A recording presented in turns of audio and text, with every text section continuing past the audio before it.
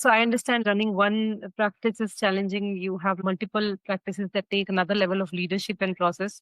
What has been some of the biggest operational lessons you have learned while scaling your brand? Some challenges when you start to scale. And I remember talking to an investor who was looking to buy practices at the time. And he's like, you can usually do one location, two locations, three locations. But at some point, no matter which business it is, when you reach a certain number of locations, you have to have certain systems in place because it's just not as easily scalable anymore unless you put those processes in place. And that was definitely a part of the learning process, and that I was saying kind of like a little hump that you have to go over, right? Because now it's like, okay, if I'm going to hire a front desk tomorrow, how are we going to train her? What is the training process, right? So you have to now systemize the whole training process.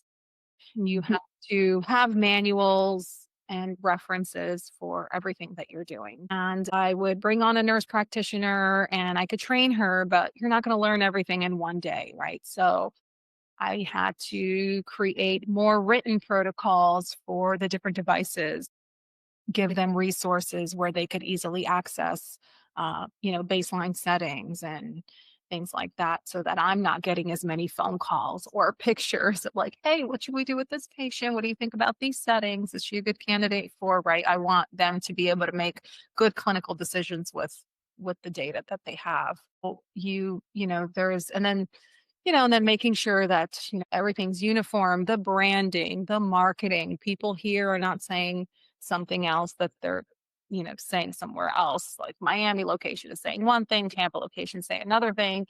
So everybody kind of has to be on the same page. So now I think the communications between employees and departments and just management and staff, I feel like that was a big challenge. Even finding the right system to communicate where it stays organized and it's not just this text message of chats and groups. And it just it's not super efficient or super practical. And so you want a good software or application that you can navigate easily on your phone.